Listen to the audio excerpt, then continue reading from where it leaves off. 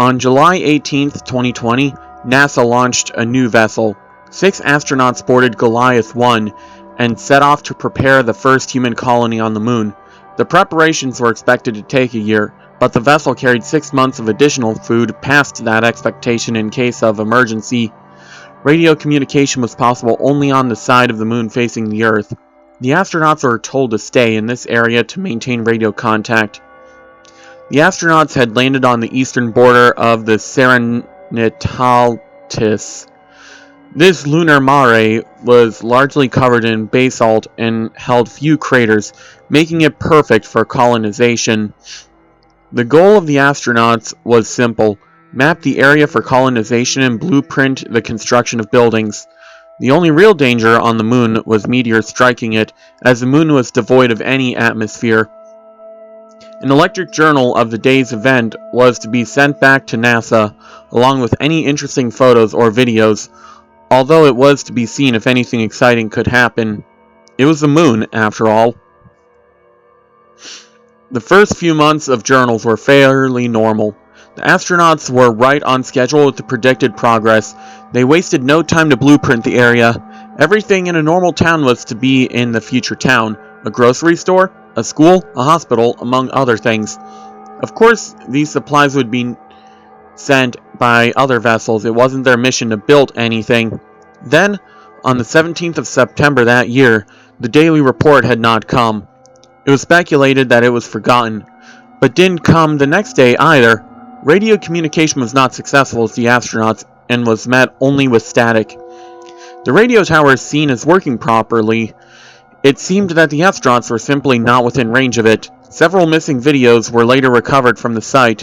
The following is a description of each video. The astronauts were told to label their videos by date, using numbers following the date if more than one video was recorded that day.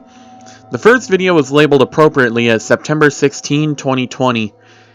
It is around 10 minutes long, and it's mostly spent examining small craters near the border of the mare. Near the end of the video, the astronaut talks about hearing scratching noises from the crater, but this wasn't audible. The journal sent to NASA for the 16th of September did not mention this noise. The second video is labeled also appropriately as September 17, 2020. The video was also focused around craters, specifically the nearby Bessel crater. This is an exceptionally large crater, over 9 miles across and a mile deep. The plan was to build a bridge across the crater. This video is roughly the same length of the previous. The astronauts began to make notes of the crater when the scratching sound is heard again. This time, however, it is quite audible and appears to be coming from the basin of the crater.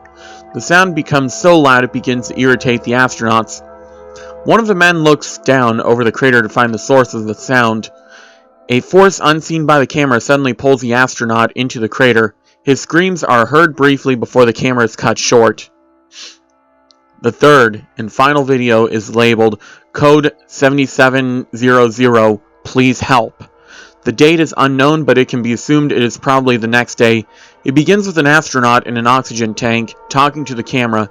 He explains in a calm voice that he has been unable to contact the radio. He also explains about how 2 of the astronauts have been horribly slaughtered. At this point, tears start to roll down his face, but he continues a calm tone. The scratching noise from the previous videos is heard suddenly and sharply. The camera is knocked to an adjacent wall of the tent, and we listen to the astronaut pleading, following with a heavy thump. The man continues to plead and cry out for help, stating that he can't breathe. The camera is completely turned away from the man, so it is not seen what is attacking him. We see blood begin to spatter the adjacent wall. The man continues to scream for help and is now completely bawling. Blood splatters against the wall for a second time against the wall alongside the sound of bones snapping and flesh being torn from them. His pleas for help suddenly stop and are just reduced to inane screaming and crying.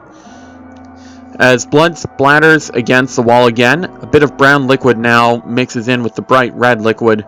The tearing sound has been replaced with that of squishing and sloshing.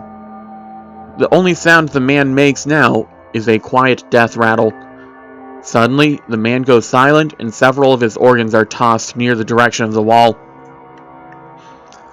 Coincidentally, the night of September 18th was a red moon.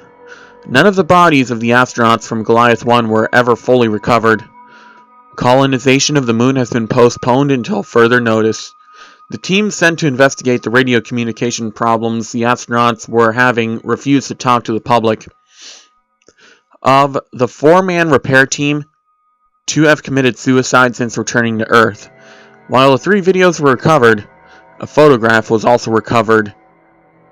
It is still unknown as to what the photograph is.